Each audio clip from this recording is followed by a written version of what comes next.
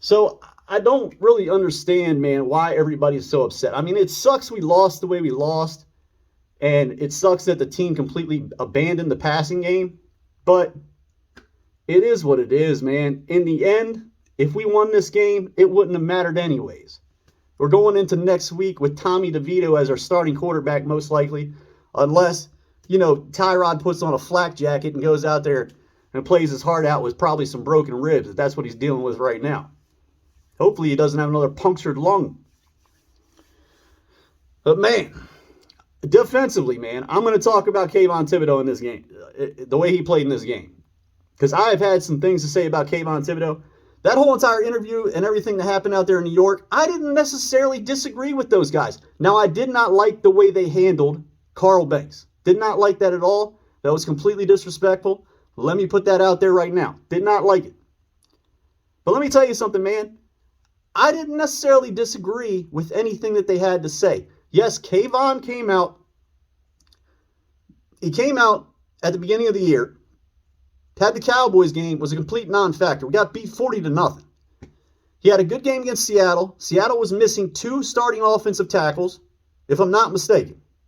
2 starting tackles were missing. They may have had an interior guy that was missing also. So they were basically missing 3 pieces on that line. Kayvon comes out, gets 2 sacks.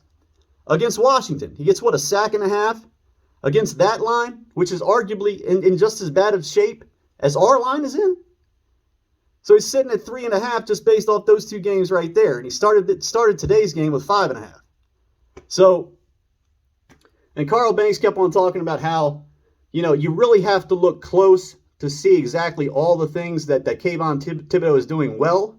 Let me tell you something, man. When you draft somebody top 5, you shouldn't have to look at the game with one of these to see the impact that player is making. There ain't no reason for that. No reason at all. But today, you did not have to look at that game with one of these.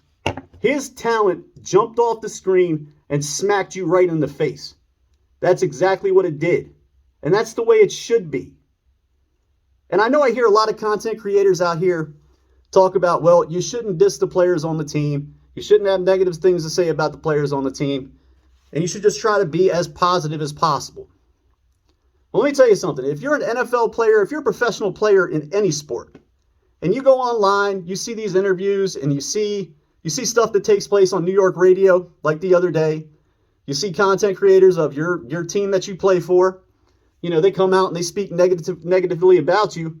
That should light a fire under your ass and make you want to go out there and play if you're a professional athlete. This is what these guys talk about all the time. Every professional athlete, what do they always say? Oh, well, people have been doubting me my whole entire life. And that's how they get the motivation to go out there and play the way they do, is people doubting them.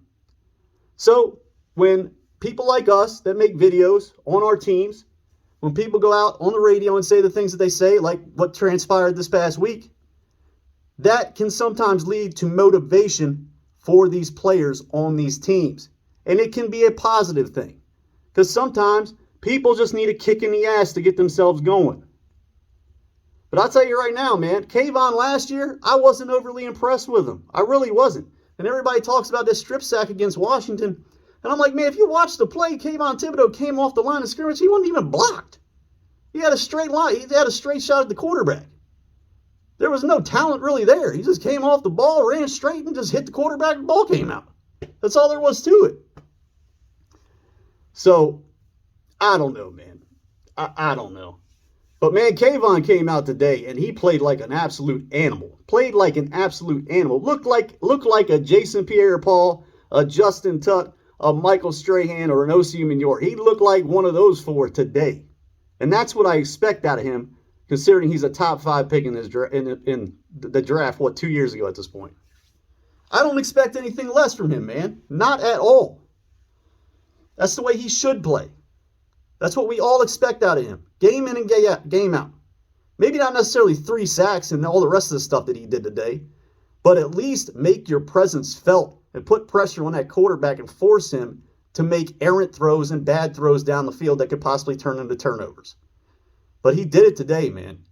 He did it, and Kayvon Thibodeau looked like an animal out there. He looked like one of the most dominant defensive players in this league, bar none. Nothing else to say. Kayvon Thibodeau, man, hey, you get a round of applause from me today, buddy.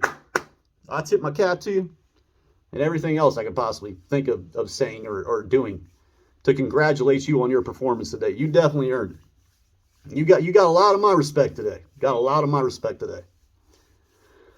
But, yeah, I mean, that's really all I wanted to say in this video. I mean, it sucks that Tyrod went down, but at the same time, I think it's very beneficial for this team if we're going to get to where we need to go in the future. And I thought Tyrod was a guy under center that could keep us in ball games, that could potentially win ball games for us. And that's not good for us right now. As crazy as it sounds for any Giants fan to say, as crazy as it sounds for us to say, it is not beneficial to us right now. We just have to suck it up and deal with the losing for one more year, maybe get our quarterback, have to deal with the growing pains of the quarterback one more year after this, and then maybe in year two of that rookie, of that quarterback's second season, year two of his career, we really get the ball moving and this team, starts to do things in the NFC and maybe possibly becomes a true, contender in the NFC. But man, that's it for the video. I appreciate everybody watching. That's basically it. I hope y'all have a good night. It's like around 10:30 right now, making a video late. But that's it. Y'all take care, like and subscribe, and I'll see you in the next one. All right, take it easy. Bye.